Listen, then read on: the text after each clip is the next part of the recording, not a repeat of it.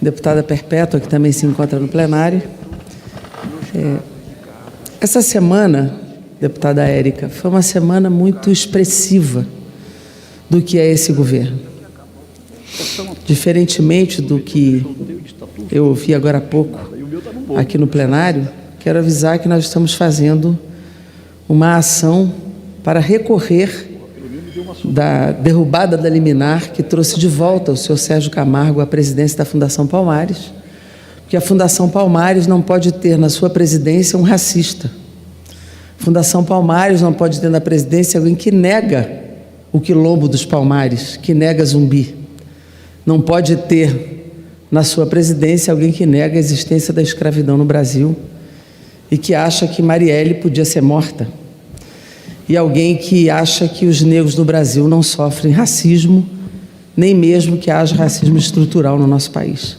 Portanto, nós recorreremos judicialmente para que a Fundação Palmares não tenha no seu comando uma pessoa com essas características e com essa visão. É importante, deputada Érica, que preside essa sessão, que a gente essa semana consiga, no final dos trabalhos aqui da semana, nesse plenário, consiga registrar aspectos importantes que conseguem dizer o que é este governo. Esse governo precisa explicar muito à sociedade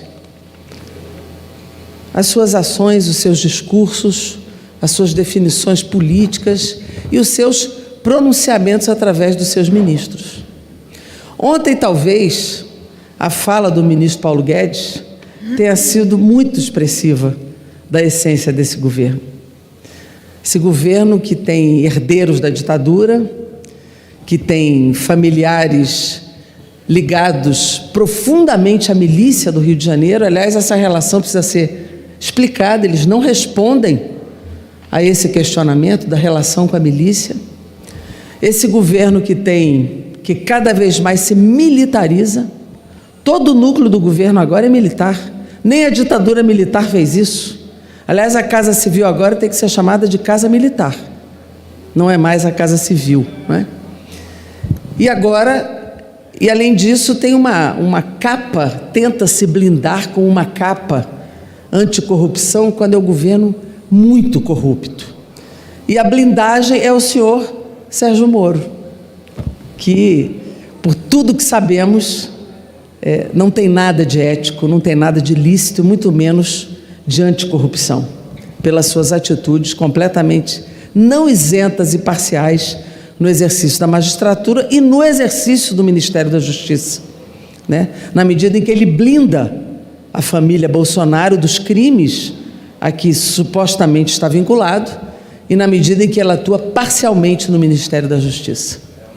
Mas a fala do senhor Paulo Guedes ontem, ela expressou claramente o vínculo de alma deste governo a uma elite, a uma parte dessa elite que é podre, que é distante da realidade do povo brasileiro e da sua maioria.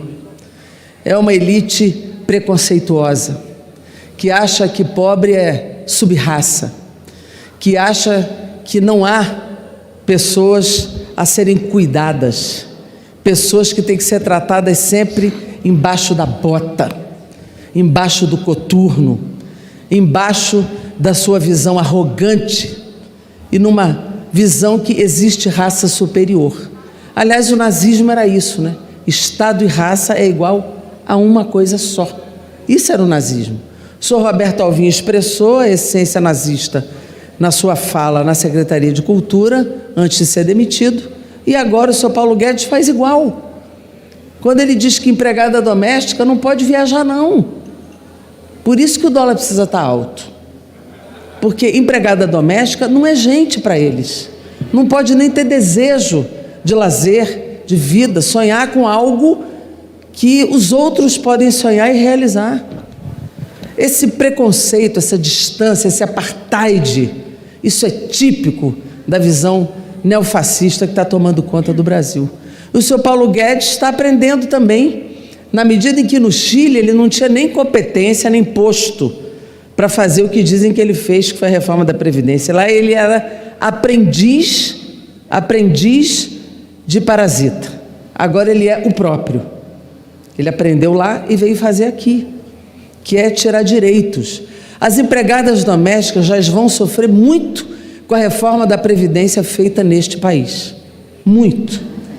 Porque essas mulheres, apesar das nossas vitórias aqui dentro, e são na maioria negras, mulheres negras, então, além de uma fala elitista, de viés neofascista, preconceituoso, de visão de sub-raça, de subgente, eles ainda têm uma visão racista, estabelecendo o racismo institucional, estrutural que se exerce nesse país.